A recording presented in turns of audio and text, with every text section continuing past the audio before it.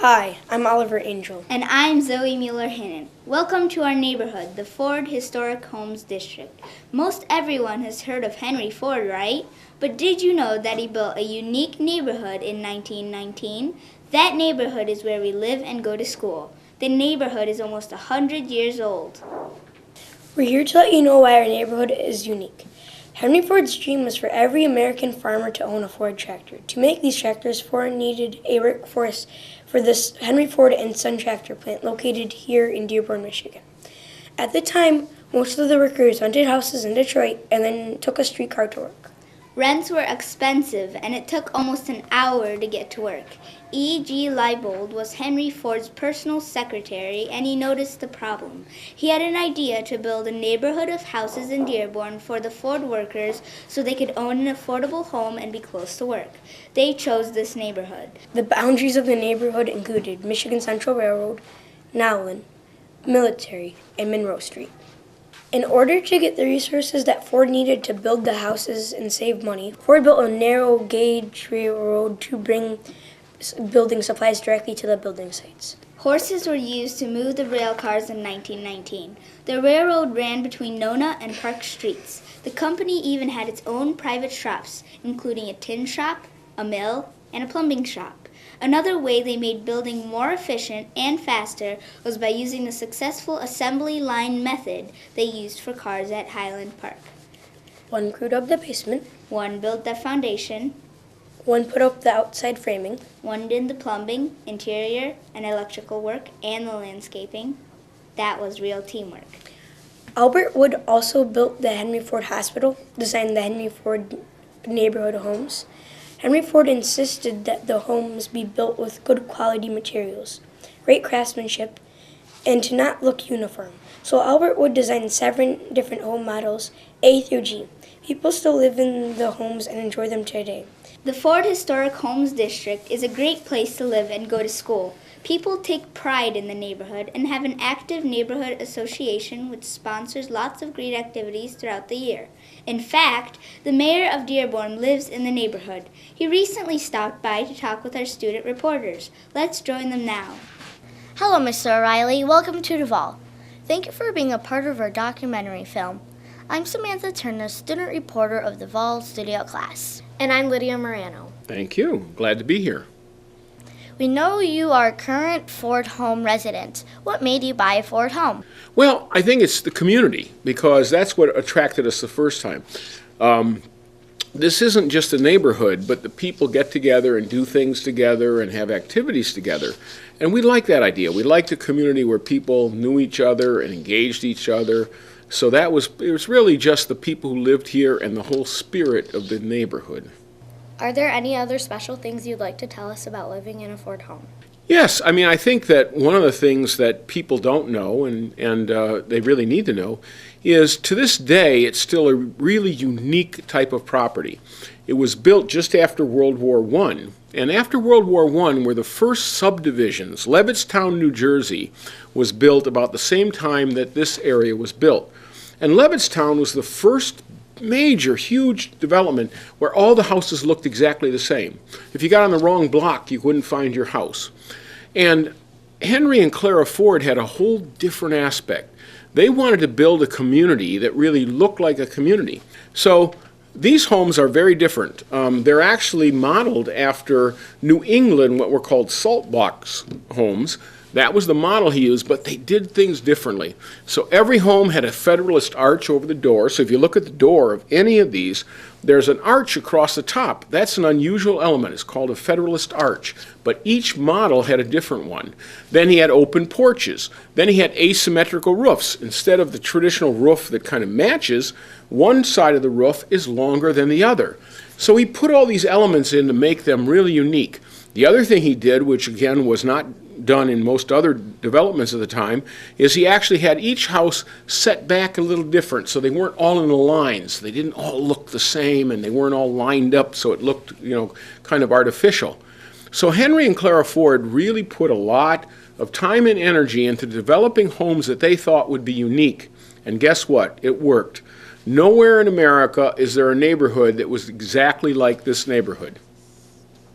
Strangely enough, My parents moved here from Boston, Massachusetts during World War II. And when I was 1 year old in 1946, they moved to Nona Street to a Model B that's 3 houses from the house I live in today. The neighborhood was totally different. Most of the mothers stayed at home. It was very, very rare for a mother to actually work outside of the home. Everybody's mother took care of everybody else's kids. So when we were in the neighborhood, we were being watched all the time because mothers didn't hesitate to discipline neighbors' kids. It was expected for them to participate. Another huge difference was our furnaces were heated by coal. So huge trucks would pull up in front of the houses. They would run metal troughs all the way from the street up to a door on the side of the house, a small square metal door. And then they would shove coal through that chute down into your basement. And that was called the coal bin. And my older brother, when we used to get up in the morning, his first responsibility in cold weather was to go down and shovel coal into the furnace. Because by the time, we woke up in the morning, the furnace was dying down and wasn't giving as much heat to the house. Another difference was that we always had a fruit and vegetable truck that drove through the neighborhood. It was a big truck with open sides, and we would go outside when they came, and the families, mostly the mothers, would gather around the truck and pick out what vegetables and fruits looked best. And so they were delivered right to your street and to your door. One of my favorite things that happened when I was a child was there was a man who would come through the neighborhood in the summer months ringing a big handbell. It was clanging away. And you'd see all the mothers scamper into their houses, and they would grab their kitchen knives and run outside when the man with the bell came, because he carried a huge whetstone that he ran with a pedal system, and he would stand outside your house sharpening the knives for the kitchen. And so everything was sort of delivered on the spot in terms of needs. Another thing that was very different, there were no houses along the railroad tracks on Park Street. Those were all open fields, and in the wintertime, most of the families who owned those open fields lived directly across the street on Park, and the city would open up the fire hydrants and allow them to flood their fields so that we could have ice skating rinks all over the neighborhood. And in the wintertime, again, one of the big responsibilities for the kids was to shovel the ice skating rinks and then to put fresh water on top. They would drag hoses and spray fresh water because the ice skates would break up the ice. I have lived in this house for about 16 and a half years with my husband and 2 kids. We were looking for a house for about 3 months when we moved here from Mississippi, and we couldn't find anything that we liked. I wanted a brand new house is really the problem. I wanted a brand new house because I wanted everything to be mine and new and sparkling, and so now I have almost a 100-year-old house, but I absolutely love it.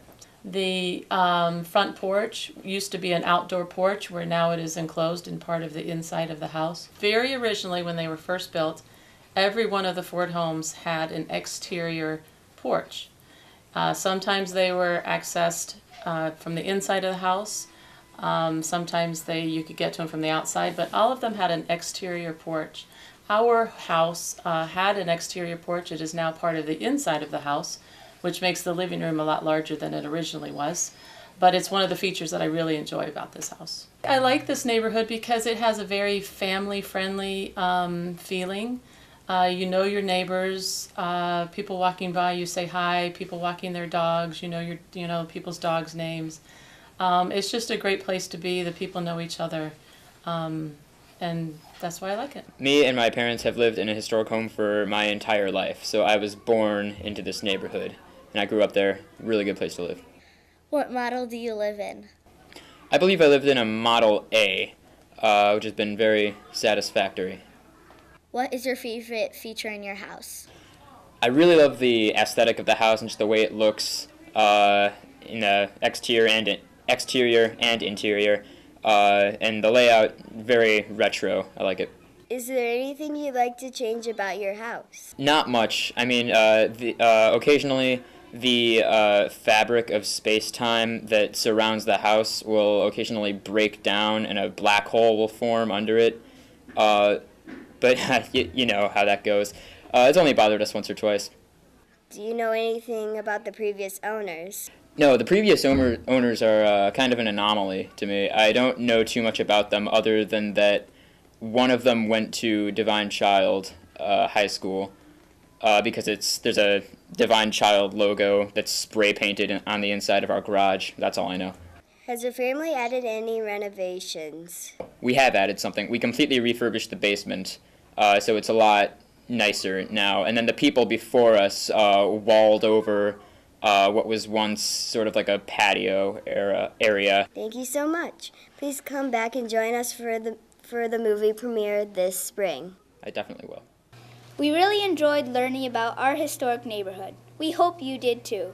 Check out your own neighborhood association or community group. You might just find some interesting history too. Thanks for watching.